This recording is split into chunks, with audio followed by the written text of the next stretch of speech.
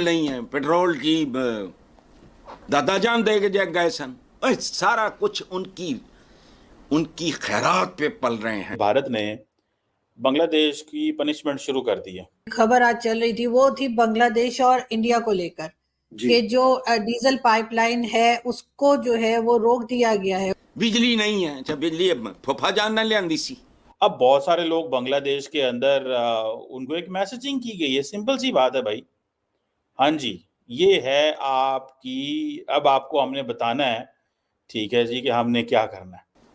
तुम्हारी पर एकड़ यील्ड बढ़ाने वाले मसाले, बीज, वो भी उन्होंने दिए। जाहिर है इससे बांग्लादेश में तो लोगों को बहुत ज्यादा फर्क पड़ेगा, क्योंकि उनकी जो मशीनरी है जो कि काम होता है वो ज्यादातर डीजल से ही होता है। तो क्या ये गवर्नमेंट चेंज होने के नतीजे में है? देखिए ना कैसे अंदर किया हुआ है, बांग्लादेश अंदर है एक्चुअली भारत के, ठीक है ना, वो अंदर पूरा मुल्क अंदर है। अगर आप इसको नक्शे पे देखें ना, बांग्लादेश बना ही भारत की मदद से था। अगर भारत मदद ना करता तो बांग्लादेश नामी देश ही शायद इस दुनिया के नक्शे पे ना होता। जो मोदी सरकार से गुजारिश थी कि हम तो रिक्वेस्ट कर सकते हैं। सो इट मीन्स कि इंडिया जो है उसने ये पहला झटका लगा दिया है और Indians are very happy on this. Why Indians are happy?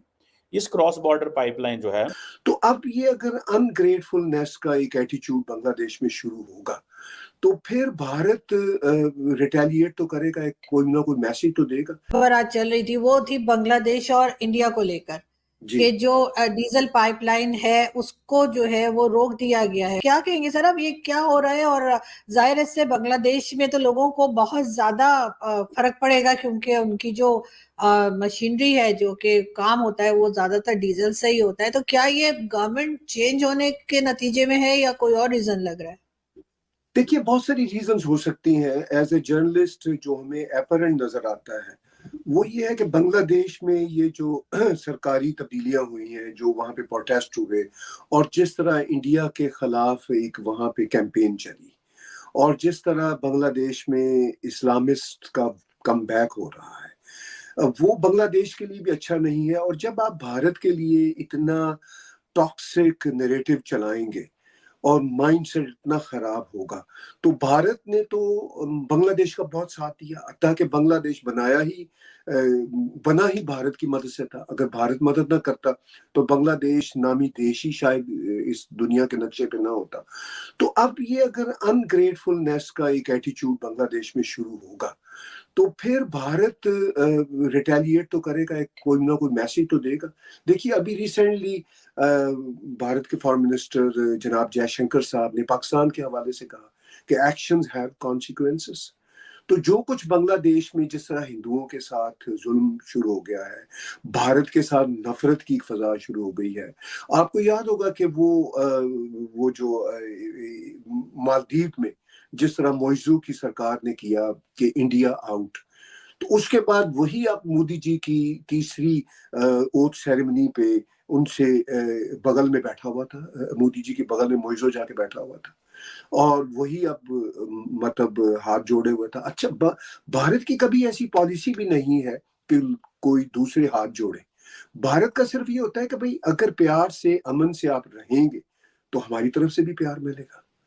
अगर आप दहशतगर्दी की बात करेंगे, हमारे खिलाफ प्रोपेगेंडा चलाएंगे, तो जैसा कि उन्होंने कहा जयशंकर जी ने कि uninterrupted talk with Pakistan is over, तो वही मामला शायद मैं ये कह सकता हूँ कि अगर बांग्लादेश की तरफ से ये एक टॉक्सिक नैरेटिव बढ़ता रहा तो बांग्लादेशियों को फिर भारत की तरफ से वो जो अनइंटरप्टेड डायलॉग वाला मामला है वो वहां पे भी ओवर है। ये पहला झटका लगा, ठीक है जी।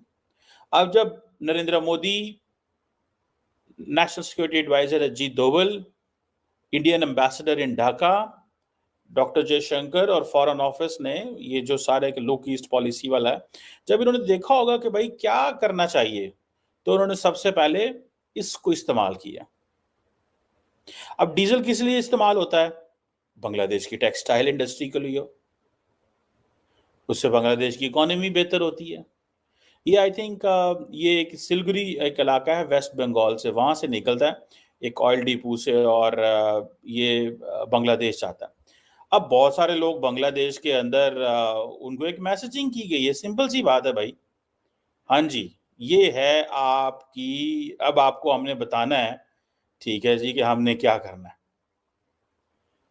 सो एक तरफ हमने देखा कि अभी अभी तो बहुत कुछ है, there is a lot more, ठीक है जी। ये जो इंडिया बांग्लादेश फ्रेंडशिप पाइपलाइन थी जो कि डीजल लेके जाती थी, वो कहते हैं जी हालात आपके ख़राब हो गए हैं, जिसे वो कहते हैं ना कि ये थोड़ा मुश्किल होगा, अब हम वैसे नहीं करेंगे। और पीछे लॉजिक क्या है? लॉजिक ये है कि आपको पता है कि जो नरेंद्र मोदी एंड बाइडेन साहब की मुलाकात टेलीफोनिक कन्वर्सेशन हुई, उसमें इंपॉर्टेंट चीज़ क्या हुई थी? उसमें इंपॉर्टेंट चीज़ ये हुई थी कि इंडिया ने कहा कि हमने बांग्लादेश के हवाले से बात की, जबकि जो अमेरिकन रीड आउट आया था उसमें ये बात नहीं थी कि बांग्लादेश के हवाले से बात हुई, ठीक है जी। इट मीन्स कि जो इंडिया के कंसर्न थे वो उन्होंने डिस्कस किए, और जो उनके कंसर्न थे वो करना चाहते थे, वो इंडिया की मदद चाहते थे, यूक्रेन में हमारी हेल्प करो नरेंद्र मोदी की। और मैंने आपको कहा था कि अगर तो डोवल साहब और जयशंकर साहब की मूवमेंट शुरू हो गई यूक्रेन रशिया में, ठीक है, तो पॉसिबिलिटी है, इट मीन्स के टॉक्स होंगी। और अगर इंडियंस ये समझते हैं कि हमें ट्रैप किया जाएगा, देखें याद रखें, sometimes you are asked to do something but in fact the parties don't want that to happen from you, ठीक है जी। आपको मुमालिक चाहते नहीं है कि आप वो करें, लेकिन आपको ये कहा जाता है कि आप ये करें। और उससे मतलब क्या होता है? उससे मतलब ये होता है आपको थोड़ा गंदा करना। सो इंडियंस इस चीज़ को समझते हैं कि हमें शायद गंदा किया जा सकता है, कि अमेरिकन हम पे कैसे ट्रस्ट करेंगे कि यूक्रेन के और रशिया के मामला ठीक रहो। हाँ, और तुम्हारी क्या अप्रोच है, और क्या तुम एज ए न्यूट्रल नेगोशिएटर कर भी सकते हो कि नहीं कर, so many questions. So but any how, अब ये जो उन्होंने पॉलिटिकल सिचुएशन डिस्टेबलाइज हो गई है, सो इट मीन्स कि इंडिया जो है उसने ये पहला झटका लगा दिया है, और Indians are very happy on this.